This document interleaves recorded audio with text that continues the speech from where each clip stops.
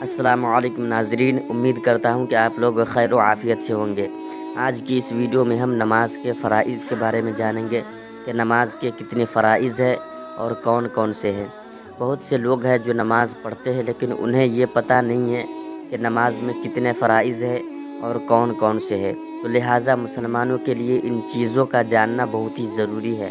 اگر ان میں سے ایک بھی چیز آپ غلطی سے بھی چھوڑ دیتے ہیں تو پھر آپ کی نماز نہیں ہوگی، تو ان چیزوں کا جاننا بہت ہی ضروری ہے۔ تو چلیے جانتے ہیں کہ نماز میں کتنے فرائض ہیں اور کون کون سے ہیں۔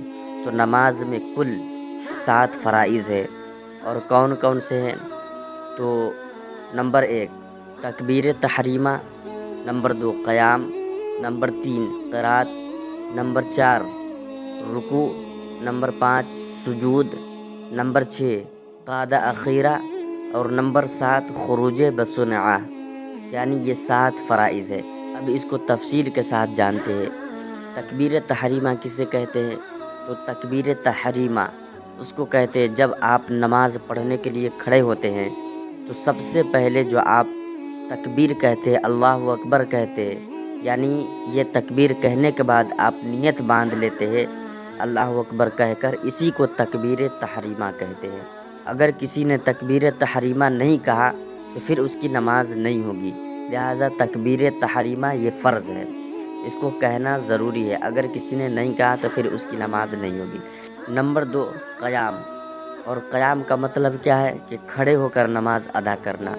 اگر کسی نے بغیر عذر شرعی کے بیٹھ کر نماز پڑھی تو نہ ہوئی، خواہ مرد ہو یا عورت ہو۔ ہاں، نفل نماز بیٹھ کر پڑھنا جائز ہے۔ اور نمبر 3 قرات، یعنی فرض کی 2 رکعتوں میں اور وتر اور نفل کی ہر رکعت میں قرآن شریف پڑھنا ضروری ہے۔ اگر کسی نے ان میں قرآن شریف نہ پڑھا تو نماز نہ ہوگی۔ اور قرآن شریف آہستہ پڑھنے کا ادنیٰ درجہ کیا ہے؟ آہستہ پڑھنے کا ادنیٰ درجہ یہ ہے کہ خود سنے۔ اگر اس قدر آہستہ پڑھا کہ خود بھی نہ سنا تو نماز نہیں ہوگی۔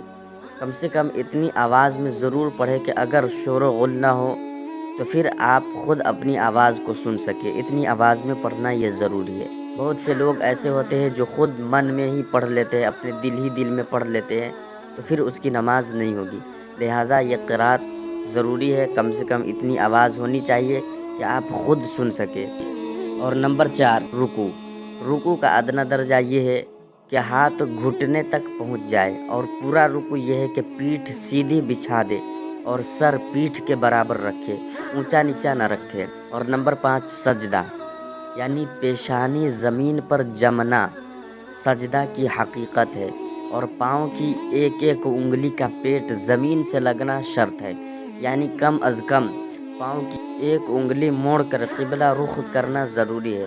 اگر کسی نے اسی طرح سجدہ کیا کہ دونوں پاؤں زمین سے اٹھے رہے تو نماز نہیں ہوگی، بلکہ صرف انگلی کی نوک زمین سے لگی جب بھی نماز نہیں ہوگی۔ تو سجدے میں ایک انگلی کا پیٹ زمین سے لگنا یہ فرض ہے۔ اگر کسی نے ایسے ہی سجدہ کر لیا کہ دونوں پاؤں کی انگلیاں اٹھی رہی تو پھر نماز نہیں ہوگی، اور دونوں پاؤں کی 3 انگلیوں کا پیٹ زمین سے لگنا واجب ہے۔ اور نمبر 6 قعدہ اخیرہ، یعنی نماز کی رکعتیں پوری کرنے کے بعد التحیات و رسولہ تک پڑھنے کی مقدار بیٹھنا فرض ہے۔ اور نمبر 7 خروج بسنعہ، قعدہ اخیرہ کے بعد نماز کو توڑ دینے والا کوئی کام قصداً کرنے کو خروج بسنعہ کہتے ہیں، لیکن سلام کے علاوہ کوئی دوسرا نماز کو توڑنے والا کام قصداً پایا گیا تو نماز کا دوبارہ پڑھنا واجب ہے۔ تو یہ 7 فرائض ہے، اور ان چیزوں کا جاننا مسلمانوں کے لیے بہت ہی ضروری ہے۔ جب بھی آپ نماز پڑھیں گے، اگر آپ کو ان چیزوں کی خبر نہ ہوگی، آپ کو یہ معلوم نہیں ہوگا، تو ہو سکتا ہے کہیں نہ کہیں ان چیزوں میں غلطی ہو جائے اور آپ کی نماز ضائع ہو جائے۔ تو لہٰذا ان چیزوں کا جاننا بہت ہی ضروری ہے۔ حضرات، آپ سے گزارش ہے کہ چینل کو سبسکرائب کریں، ویڈیو کو لائک کریں، شیئر کریں۔ السلام علیکم ورحمۃ اللہ وبرکاتہ۔